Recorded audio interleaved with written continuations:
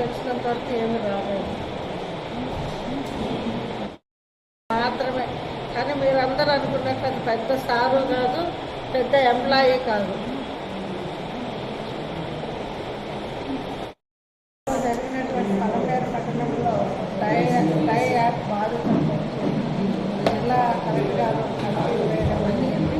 దానిలో భాగంగా నిన్న కొంతమంది బాధితుల గురించి రిపోర్టు తీసుకోవడం జరిగింది.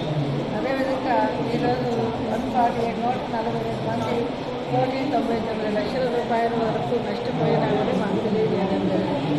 నిన్నటిది ఈరోజు మొత్తం కలిసి 372 మంది 6,06,00,000. ఇవన్నీ కూడా ఇంకా మేమందరి దగ్గర నుంచి కూడా కొన్ని ఇన్ఫర్మేషన్ గేదర్ చేయడం అయింది. అవన్నీ కూడా రిపోర్ట్ తయారు చేసి జిల్లా అధికారులకు సబ్మిట్ చేస్తాం. ప్రధానంగా మెప్మా సిబ్బంది అంటే కొంతమంది తక్కువ అమౌంట్లో ఏదైతే కట్టింటారో వాళ్ళు రావడం లేదు. పెద్ద మొత్తంలో బోర్డు ఉన్న వాళ్ళు మాత్రం వచ్చి మనకు కంప్లైంట్ ఇవ్వడం జరిగింది.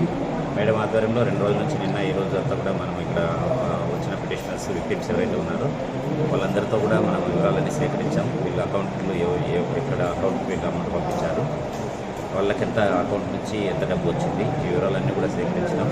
మీరు చెప్పినట్టు ఈ రాజేష్ ఎక్కువగా ఈ స్టార్టింగ్ ఈ యాప్ని ఇంట్రొడ్యూస్ చేయడం పలమనేరు టౌన్లో ఈ మెప్మా ఎవరైతే ఉన్నారో ఆర్పీలు వాళ్ళందరికీ కూడా మీటింగ్ పెట్టి వాళ్ళందరినీ కూడా ఇన్ఫ్లుయెన్స్ చేయడం, వాళ్ళ కింద ఉన్నటువంటి సభ్యులందరికీ చెప్పడం, వాళ్ళ ఇంట్లో ఫ్యామిలీ మెంబర్స్ చెప్పడం, ఈ రకంగా స్పీడ్గా బాగా స్ప్రెడ్ అయింది. ఇది దాదాపు జనవరి నుంచి యాప్ టౌన్లో వాడుతూ ఉన్నారు. కానీ ఈ రీసెంట్గా ఈ సాటర్డే అండ్ సండేలో ఒకరు ఏదైతే 10,000 కడితే మండేకి 2 రోజులకే 20,000 అవుతుందని ఎవరైతే చెప్పారో శుక్రవారం వరకు అందరివి డబ్బులు వస్తున్నాయి, అందరు కూడా డ్రా చేసుకుంటూ ఉన్నారు. అది చూసి నమ్మి అందరూ కూడా చాలా వరకు ఆర్డర్లు కూడా బంగారం కుదిపెట్టడం, మోటార్ సైకిళ్ళు కుదిపెట్టడం ఇవన్నీ కూడా చేశారు. చేసి విపరీతంగా డబ్బులు కట్టారు. టోటల్గా మీకు తెలిసినటువంటి మేడం చెప్పినట్టు 6 కోట్ల చిల్లర మన పలమనేరు పట్టణంలో టౌన్లో ఇప్పటివరకు ఈ యాప్ ద్వారా మోసపోయినట్టుగా తెలిసింది.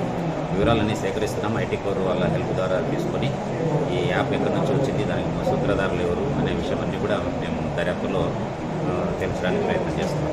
కేసు కూడా నమోదు చేసాం. Cheating case and IT act కింద కూడా కేసు నమోదు చేసి దర్యాప్తు చేస్తున్నాం.